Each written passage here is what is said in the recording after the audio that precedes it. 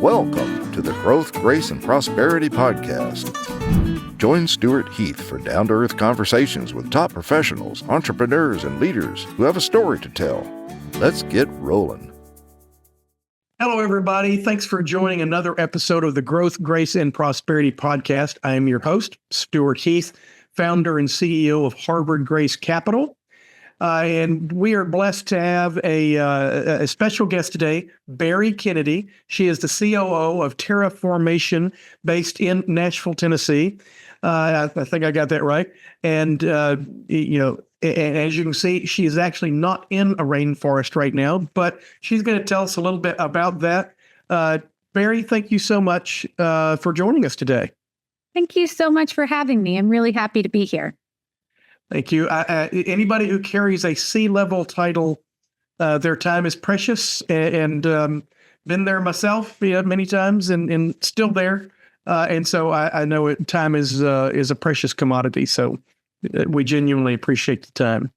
So as we talked about beforehand, we're going to go into the questions that our viewers have come to expect. So when you think back on your career, and as we've talked, you got a very interesting career going on. When you think back on that, what maybe there's more than one, but what event would you say was a really game changer in your career that brings you where you are today? I think there've really been two for me.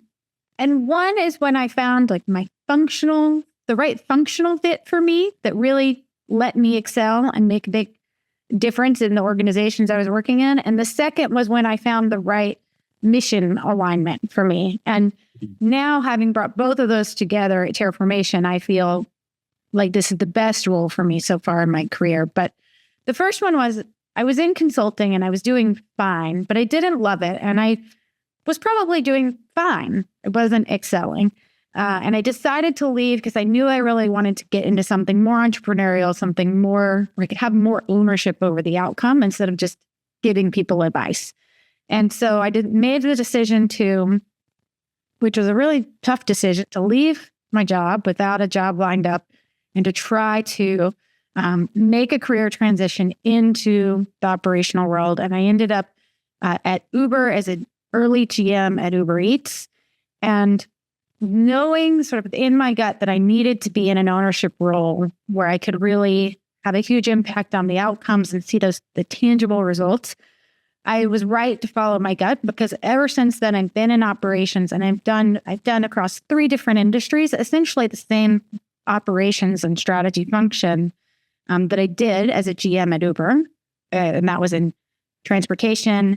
And then I was at a fintech company and fintech and construction company. And now I'm in a climate change related company doing essentially the same function.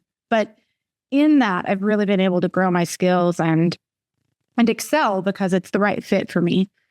And then I think the second one was during the pandemic, I had a chance to reflect on the new world of remote work that the pandemic opened up.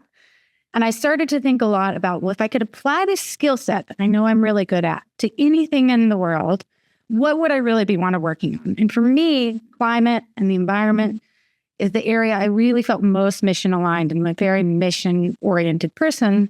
And so I started looking for companies. I really loved my last company, Built Technology, so a great Nashville company. But I started looking for companies that I knew would be more aligned with that really environment and climate related passion that I have, and knew that with remote work, I could be in Nashville and also work in that arena. And then I found Terraformation. And I think for me, finally being able to bring together like my personal passion with my functional skill set has allowed me to go to a new level in my career that I don't think I would be able to if I wasn't trying to get both of those aligned. So when you talk about that, and when you talk about wanting to have a little bit more control over the output and things, that's typically an entrepreneurial trait. Do you consider yourself an entrepreneur? I do. Right now I'm a COO. I'm not a founder, but I love building things. I'm a builder. And I think entrepreneurs at their hearts are owners and builders and they're problem solvers. They love to figure new things out and launch things. So when I was at Uber Eats, I launched 28 new markets for them across the Midwest. And every one we learned from the last one, and we did in different ways. When I was at Built, I launched a whole new division for us, focused on contractors. At Terraformation, I launched projects in different countries, launched our operations in different countries. I've launched different lines of business. And I find it so fun. I get so much fulfillment out of it. When is work really fun is when you're building.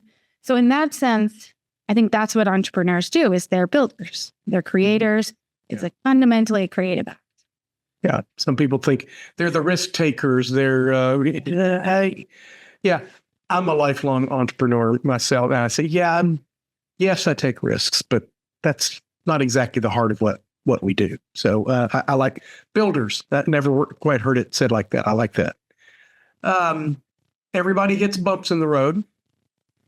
Things don't always go as we expect. Matter of fact, I've now come to expect that things won't go as we expect.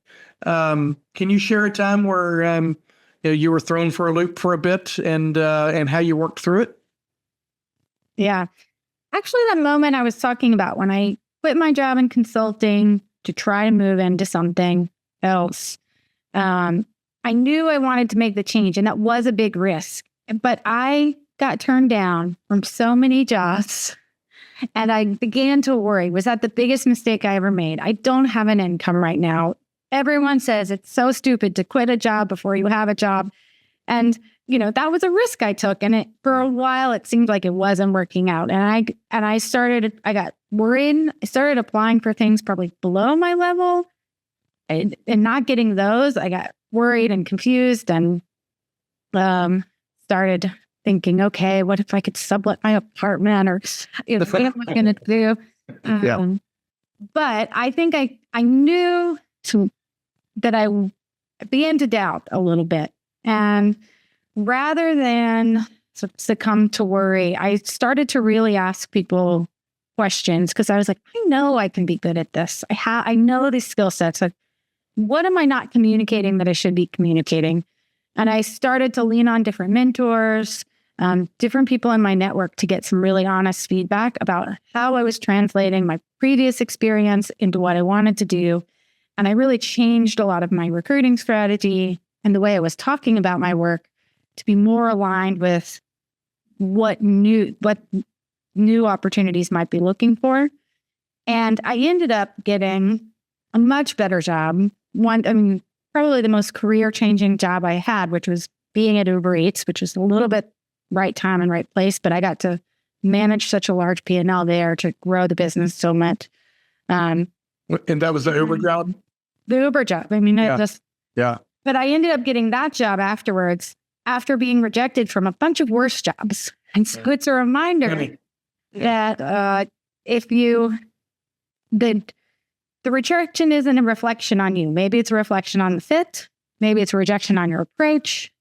But to see it as a learning moment or maybe a fit moment and to keep looking for that thing that is the right fit and to keep asking for help and trying to learn what could I be doing better? How could I be doing this better? And I ended up in a much better place than a lot of the things I got turned down from. But that is so relevant to almost everybody. And I love how you say you changed your approach. I've been self-employed most of my career, but there's times that I've been out looking for jobs because that's what I needed to do. And I usually get so frustrated with HR processes and things like that because they just don't get me, because, we all think we're excellent communicators. How did they not understand who I am?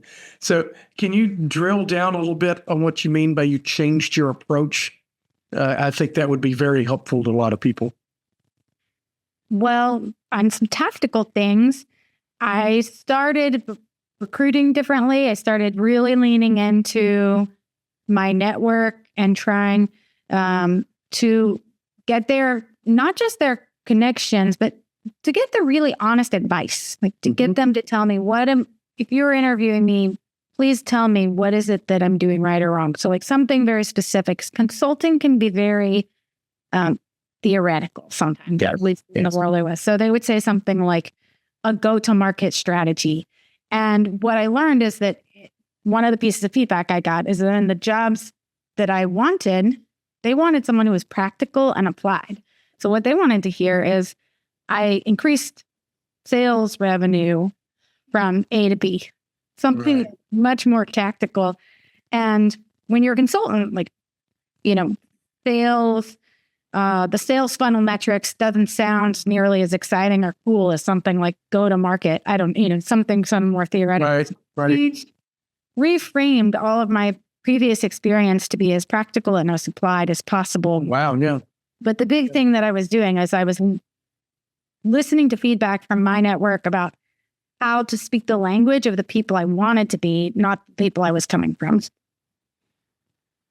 Oh, that's excellent. That makes a lot of sense to me. Yeah. And I come from a consulting background as well. I had my own CPA firm for more than 20 years and learned a lot of stuff. Don't know how it translates to other people. I tend to understand what they're talking about. I don't know if they understand me. And I understand the burnout you're kind of referring to, because consulting is exhausting. I mean, you're only as good as the next job, kind of a thing. And then you go and you think you have a brilliant strategy, and then the clients don't follow it, and like, it's not very gratifying, even if they did pay the bill. Yeah. For some people, that is the exact right thing. They're like, I don't want to actually own it. I'm tired of it. By the time I've given the advice, I'm ready for the new thing. They're just, they don't want to see it through. And that's okay. I think one of the lessons is like, there's not really good or bad sometimes. It's what gives you energy, what's the right fit for you. Because I think consulting is like a great fit for some people. It was not for me. And learning that also helped me figure out where I was going to make the biggest impact. Yeah. All right, let's get down to more practical things. How do you stay current? How do you learn new things? Is it something you enjoy, or do you like learning some things and not others? Tell us about that. I do it both. It's sort of like for industry knowledge, my best source are conferences, and not really from the panels, that you watch, but mainly from the people that I meet. Yes, agreed. Adjacent areas, and then we stay in touch. So that's one way on the industry level. Another thing that I do that I actually really highly recommend is finding some peers and non-competitive orgs that could meet somewhat regularly and share lessons or advice. So I have a group of women in business. We meet quarterly. We ask each other questions. We share advice. And we've just committed to each other to be a little bit of a learning, like safe learning network. So if you can find something like that or create it, you don't always have to go join it. You could just find 4 people and say, how would you like to meet once a quarter and talk about these things? And then as an operations leader, I think you always learn by what's going on in your business. Everything that happens, especially something that goes really wrong or really right, is a learning opportunity, because you want to learn how to repeat it or avoid it. And so a big thing that I work on with a big part of my job is managing teams, is instilling in them the learning process or the learning practice, which is, okay, that went really well. What are the lessons we can distill that will make that a repeatable win? Or that was a failure. So what are we putting in place systematically to prevent that in the future? And so can the learning actually translate into something in our process that is now different? So I think there's a lot of different kinds of learning, but those are some of the ways I think about it. Are there any e-newsletters or websites that you go to every day, every week, whatever, to stay current on various types of things? I don't have a go-to source. I do. I mainly ask for people. We have a links channel in our Slack at work. We're always sharing things. So then I do a lot of reading there. So Working in an organization where people are sharing, that's one fun way to do it. And then I try to stay up to date on industry newsletters, climate tech newsletters, nature technology newsletters, and at least skim so I know what's going on. Okay. That's great. A question just popped in my head. You're talking about leading teams and all this kind of stuff. So are you do you use traction or scaling up or elite organization or any of those principles from those books, or do y'all have your own operating system there at Terra Nova? We don't use one that is like particularly from a book. I use a lot of what I've learned in my previous roles and previous experience. So a lot of it is influenced by the tech world because that's the world that I grew up in, which is a lot of the principles that, that are sort of permeate tech culture in terms of giving people lots of ownership, letting them, trying to fail fast where possible, trying to iterate rather than get it perfect the first time, and some of those hallmarks of tech culture that we try to do. More agile. More agile. Okay. And of course, it's an interesting thing to try to apply it to trees because, like, I could iterate very quickly in a software firm. A tree takes 40 years to grow. So there's ways you have to learn to apply those principles, like test and grow to a forest, software product. And so sometimes it's by doing things in parallel. Sometimes it's doing things in mini. Sometimes it's by going and looking at someone else's project so I can try to learn from their project instead of my project. So it's been a really fun challenge for me to try to take some of the sort of like principles from that background and then understand where they apply or they don't apply in things related to nature and nature technology, because your time cycles are so different. The nature of your time horizons are so different. That's a great observation. All right, let's shift to something completely new. You're a successful executive. I always like to know how successful people invest their own resources, their own cash. Again, not asking for any numbers or social security numbers or anything like that. What types of asset classes do you invest in, and why? I'm a very boring investor. I follow the low cost index funds, diversified as much as possible. And part of that is that I feel like I have a lot of expertise in the areas in which I work. And I don't have that's where I want to focus my time and energy and personal investment and continuing to grow in my career. And then beyond that, I try to keep it simple and do just a well-diversified ETF and index fund, allocation. So I'm pretty boring in that respect. And in my world, we say boring is beautiful. Yeah, boring is beautiful. Try to keep that simple. The other thing that I do, of course, is in all the companies that I work in, part of my compensation is in equity. So I'm taking on company ownership in my companies that I work for. And that is an investment of my time in exchange for equity. And that has, that